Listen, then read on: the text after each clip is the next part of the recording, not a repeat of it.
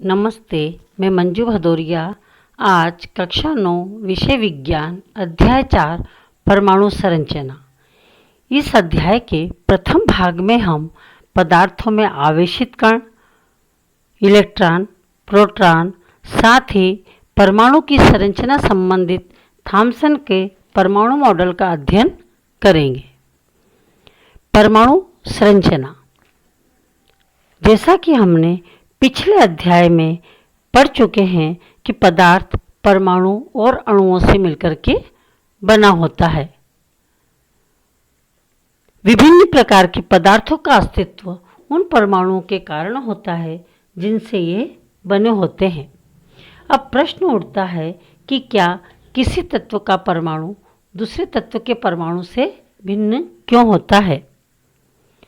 क्या परमाणु वास्तव में अविभाज्य होते हैं, जैसा कि डाल्टन ने अपने परमाणु सिद्धांत में बताया था? डाल्टन ने बताया था कि परमाणु छोटे छोटे कणों से मिलकर के बना होता है। 19वीं शताब्दी के अंत में वैज्ञानिकों के समक्ष सबसे बड़ी चुनौती थी कि परमाणु की संरचना और उसके गुणों के बारे में पता लगाना। परमाणु की संरचना को अनेक प्रयोगों के आधार पर समझाया गया। परमाणुओं के अविभाज्य न होने के संकेतों में से एक संकेत स्थिर विद्युत तथा विभिन्न पदार्थों द्वारा विद्युत चालन की परिस्थितियों के अध्ययन से मिला। पदार्थों में आवेशित कणों की प्रकृति को जानने के लिए हमें निम्न क्रियाकलाप की जानकारी या अध्ययन करना होगा। पदार्थों में आवेशित कणों के लिए पहला क्रियाकलाप है, जब सूखे बालों पर कंघी करते हैं तो हम देखते हैं कि सूखे बालों पर जो कंघी करी है वो कागज़ के छोटे छोटे टुकड़ों को उनके पास ले जाते हैं तो कागज़ के छोटे छोटे टुकड़े उस पर चिपक जाते हैं। तो ऐसा क्यों होता है? जब हम सूखे बालों पर कंघी करते हैं तो कंघी क्या होती है? आवेशित हो जाती है। और ये आवेशित होने के कारण क्या होता है कि छोटे छोटे जो कागज़ के टुकड़े हैं ये इस पर क्या होते हैं? चिपक जाते हैं। इसी प्रकार से जो दूसरा क्रियाकलाप है कि कांच की छड़ को रेशम के कपड़े पर रगड़कर छड़ को हवा से भरे गुब्बारे के पास ले जाएंगे तो क्या होगा? तो जब कांच की छड़ को रेशम के कपड़े पर रगड़ते हैं तो वो क्या होती है? आवेशित हो जाती है। और जब इस पर हवा से भरा गुब्बारा इसके पास आएगा तो ये क्या होता है? जो छड़ आवेशित होने के कारण हवा का गुब्बारा इस पर क्या होता है? चिपक जाता है। अब इन प्रयोगों से यह निष्कर्ष निकलता है कि परमाणु क्या हुआ है? अविभाज्य है। क्या है? परमाणु अविभाज्य है। मतलब हम इन प्रयोगों से निष्कर्ष निकाला हमने कि परमाणु में कोई ना कोई कण मौजूद होता है। अर्थात जो डाल्टन ने बताया था कि परमाणु अविभाज्य है, तो हम कह सकते हैं इन प्रयोगों के आधार पर कि परमाणु अविभाज्य नहीं है। ऐसा माना जाता है कि परमाणु प्रोटॉन व इलेक्ट्रॉन से मिलकर के बना होता है और परस्पर आवेशों को संतुलित करते हैं। यह भी प्रतीत हुआ है कि प्रोटॉन परमाणु के सबसे भीतरी भाग में और इलेक्ट्रॉन बाहरी भाग में होते हैं। यही कारण है कि इलेक्ट्रॉन को हम आसानी से निकाल सकते हैं किंतु प्रोटॉन को नहीं। अब हम परमाणु के भौतिक कणों का अध्ययन करेंगे।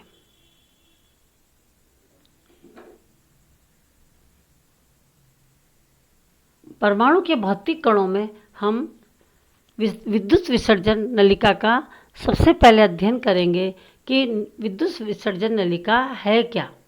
तो विद्युत विसर्जन नलिका यह एक लंबी कांच की नलिका होती है जिसके दोनों सिरों पर धातु के 2 इलेक्ट्रोड लगे होते हैं, वह इसे एक निर्वात पंप जुड़ा होता है।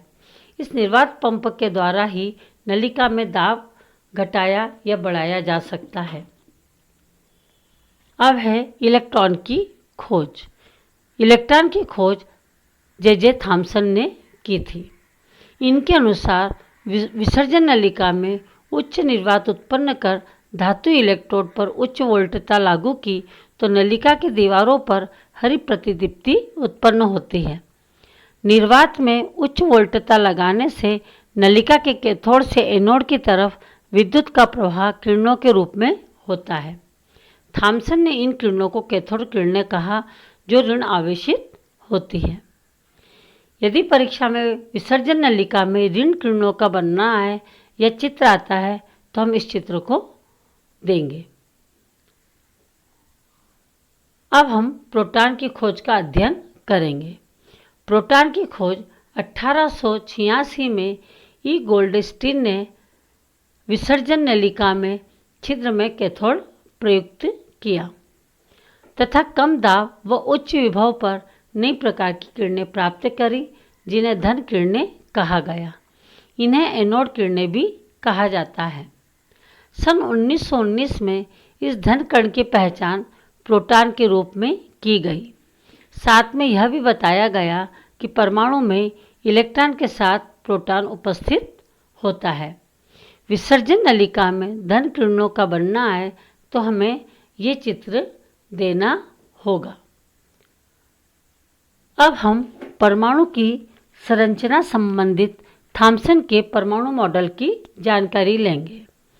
इसके पहले मैं आपको बताऊंगी कि जब डाल्टन के परमाणु सिद्धांत के अनुसार हमने बताया था कि परमाणु अविभाज्य और अविनाशी होता है, किंतु जब हमने परमाणु के भीतर मूल कण इलेक्ट्रॉन और प्रोटॉन की खोज करी तो जो परमाणु सिद्धांत था डाल्टन का वह अमान्य घोषित हुआ।